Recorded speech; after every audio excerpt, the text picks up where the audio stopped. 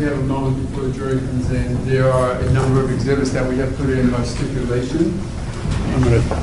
So they're now in evidence. I don't think that the court needs to address those. Since we are on the verge of closing, there's one composite exhibit that the state is going to just review momentarily and then not have an objection. That will be the last one that's going to be entered in by stipulation. So that would be composite exhibit 30? Yes, it's only one document. It's just 7 feet long. And it's a composite. Okay. What is it? It is a timeline. Okay, defense timeline. Okay, Mr.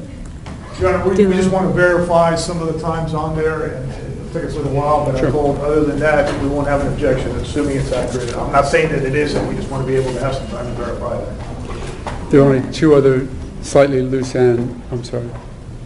Whoever wants to speak first. Go ahead. Go ahead. No. Go ahead. While you're out, the items that we stipulated to, they hadn't been marked, and those items contained item 30, so we were already up to item 38. The next one would have been 39 for the timeline. Oh, okay. I'm sorry. I don't understand what you just said. They hadn't been marked them for exhibits, and then they stipulated to them to be entered into evidence. We hadn't marked them for evidence. So I marked them items 30 through 38. Okay, I don't understand what you're saying they are, because what Mr. O'Mara showed me is All a of these long defense. line. I'm sorry, if I might. These are now in evidence as 30 through 38. Okay, And we'll identify those for your list. You want me to go through them? I do. Okay. 30 being, Give me, There's like, okay. it's going to be on the wall. All right, I'll take care of it. 30, Your Honor, is a picture of the back of Mr. Zimmerman's head. 31. 31 is the front of Mr. Zimmerman's head. Okay. 32, a still photograph of Mr. Martin in 7-Eleven. 33, a picture of Mr. Martin's pants. 34, a second still of Mr. Martin at the 7-Eleven. 35, a aerial view of the retreat at Twin Lakes, area of inquiry. 36 is a larger aerial photograph of the entire area of that portion of Sanford. 37 is a large aerial of retreat at Twin Lakes. And then 38 is a medical ME investigator's picture of the scene. Then if admitted, then 39 would be the timeline we talked about. There are two other loose ends. One is what we talked about with the judicial notice of the weather. We came up with a more accurate one for the 26th. That's going to be substituted, and that's close to me but not in my hands, and I'll get that to you as soon as I can. Is that stipulated as the substitution for State's Exhibit 213? Yes. Okay, so as soon as you get it, Trish, will you allow that to be substituted for the one you have? And the next one would be the same exact type of exhibit for the 27th of February. That's correct, Your Honor. Do you want that as composite at State's 213, or do you want the other one? We planned them as separate so that we would not mess up the clerk, so the Okay. substitution would be for the So 26th. we'll substitute 213 for the new one, and we'll make the second one for the February 27th, Defense Exhibit 40. Yes, Your Honor. And the-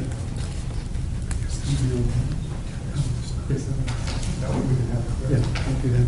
And, Your Honor, the only other one was that there is an exhibit that, in order to move matters along when Ms. Gentile was being questioned, we used a very small portion of the CD to question her. And we acknowledged to the court that we would present to the court that as its own just redaction, its own one portion of it. So that hasn't been brought into evidence yet. That needs to be presented as well, because we used that, if you might recall, to refresh your recollection as to what she said, but we used the entire interview of her, which would not be appropriate to go back to the jury, just the one portion that was played. And we're going to get you that CD, and that's the last matter. My recollection is she was just able to either listen to it or something, but not in front of the jury. It wasn't played in front of the I don't think it jury. was. I The think it jury was sent out. Yeah. And I said, since it was an impeachment, so it wasn't played in front of the jury. I might just have a moment, Your Honor. Yes, you may.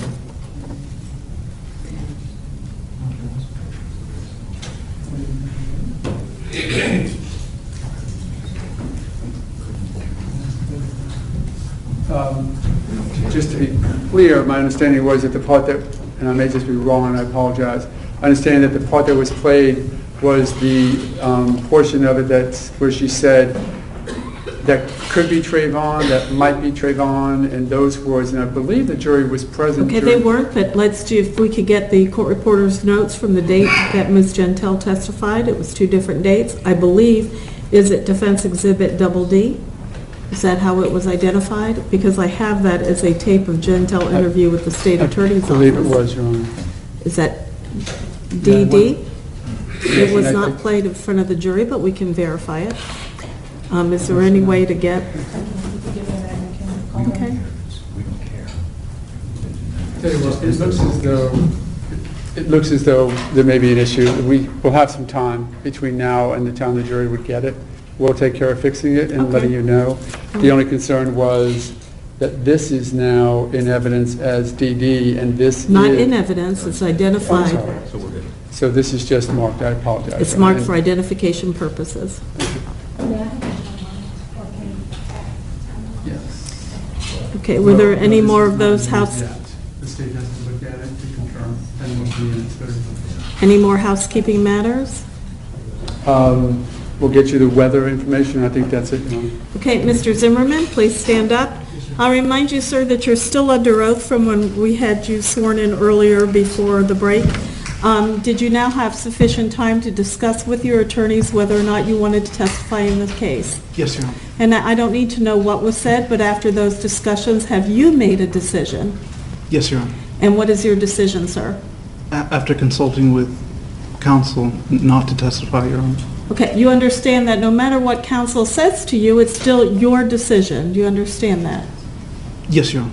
Okay, and I need to know, is it your decision to not testify in this case? Yes, Your Honor. And are you making that decision freely and voluntarily? Yes, Your Honor. Has anybody promised you anything to get you to make that decision? No, Your Honor. Has anybody threatened you? No, Your Honor. And this is clearly the decision that you yourself have made. Yes, Your Honor. Thank you very much. Is the defense going to rest subject to any more evidence being entered? And That's correct, Your Honor. Thank you. is the state going to have rebuttal evidence? Testimony? Yes, Your Honor. And how many witnesses are you going to be calling for rebuttal? Have at least 2 today, and one who is not available today should be available tomorrow, which we may not end up calling anyway. Okay, I still haven't seen the proposed jury instructions. It's my understanding that a copy has been provided to the defense and a copy has been provided to Mr. Zimmerman. Is that correct, sir? Yes, Your Honor. Okay. Can I please have a copy? Are these 2 witnesses going to be lengthy? I don't think so, Your Honor. Can we do a charge conference after we excuse the jury for the day? I don't see a reason we can't. We can start. We have some special jury instructions to prepare and present, but we can at least get a feel. I think might now be the time for me to renew my judgment of acquittal. Right, and then you'll rest in front of the jury and we'll go forward. Yes. Okay, you may proceed.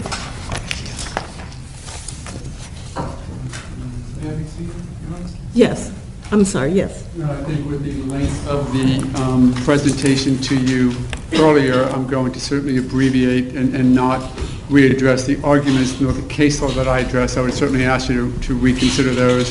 I think that the factual basis, however, has changed somewhat, and I'm not going to recount it because I know that you were sitting here along with us during the whole time of hearing it, but that the defense case has presented now evidence that I believe, uncontroverted evidence, that supports my client's contention that he acted in self-defense.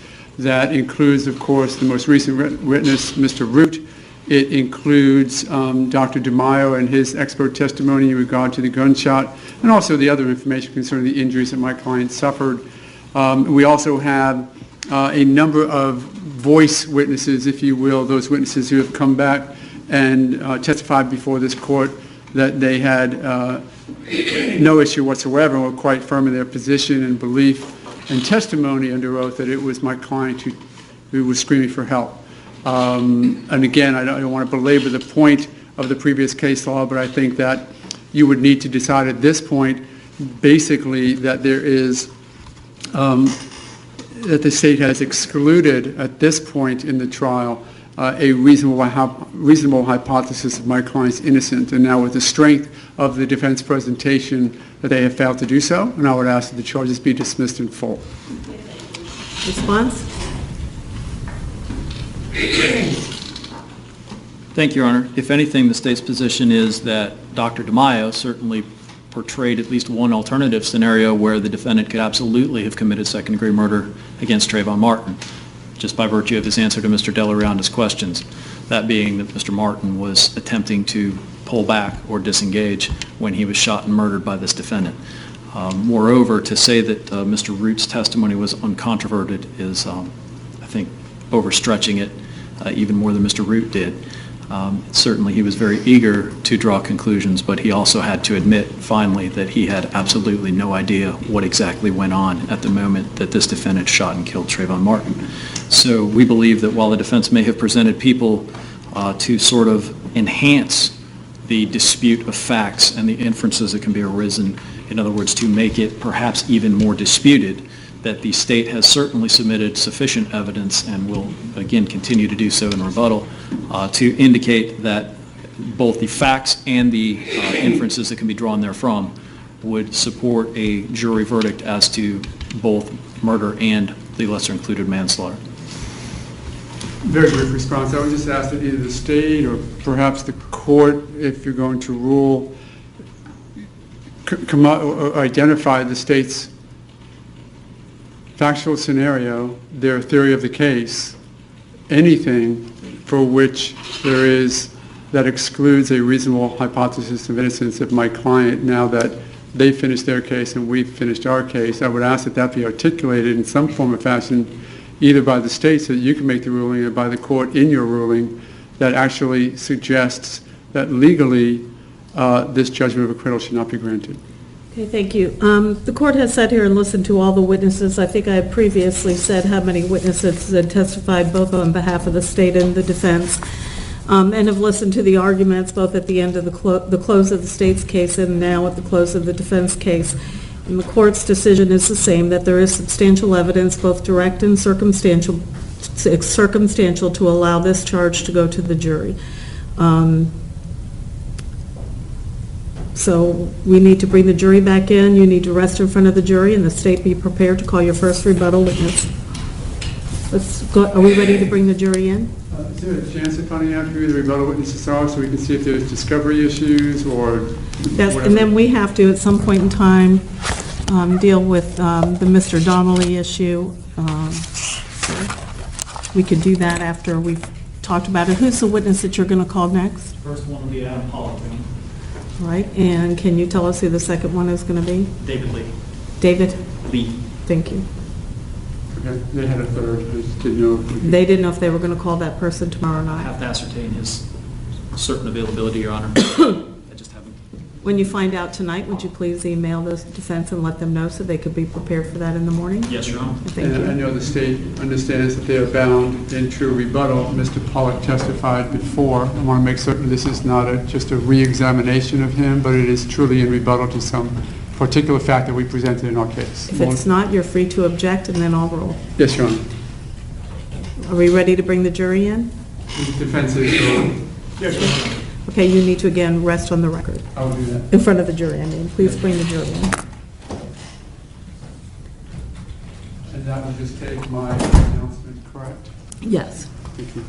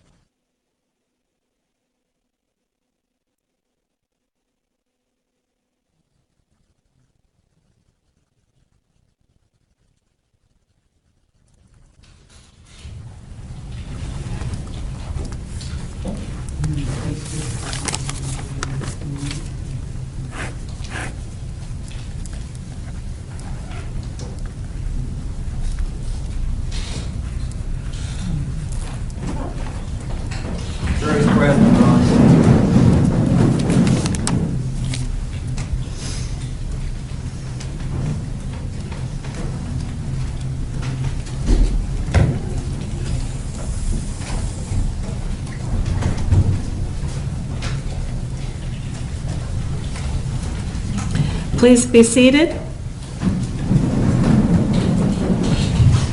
Mr. O'Meara? Yes, if I might, just to announce to the jury that there was a number of other exhibits put into evidence. I'm not going to go through them all, just to identify them, because we'll be talking to them about it in closing, but a number of photographs, I believe it's number 30 through 38, and there's potential of a 39. Yes. And then some other judicial notice matters concerning weather that we'll address with the court. But with all that in mind and now being entered into evidence, the defense would rest. Thank you very much. Does the state have any rebuttal? Yes, Your Honor. Call Adam Pollock.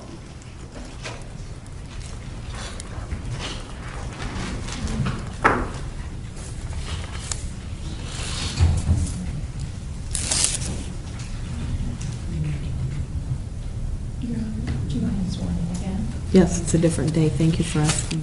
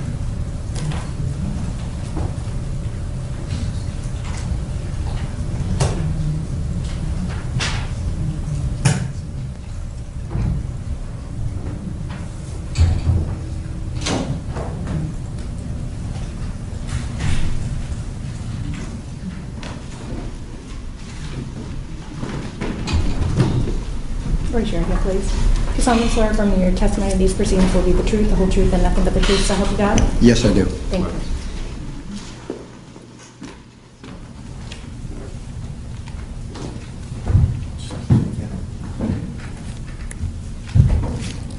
You may inquire. Thank you, Your Honor.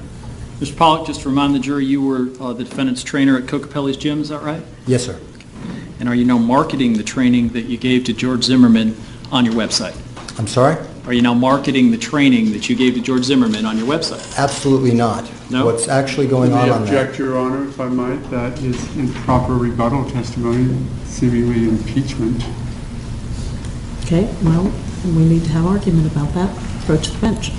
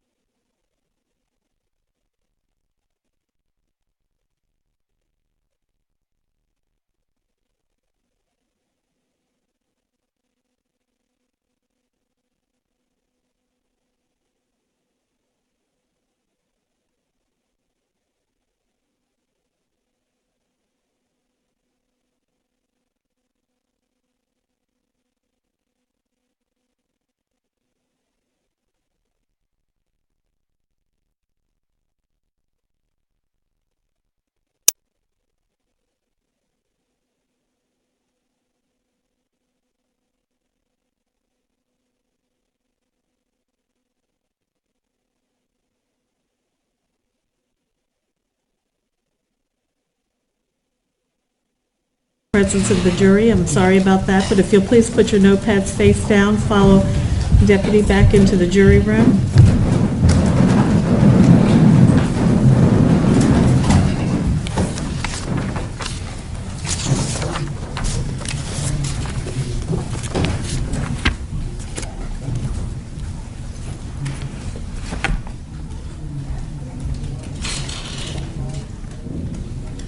Please be seated. Mr. Pollack, you're still on the witness stand. We're taking a 15-minute recess. You're not to discuss this case with anybody, including the lawyers, and if you'll please wait outside, we'll be with you when we reconvene. Thank you very much. Court is in recess for 15 minutes.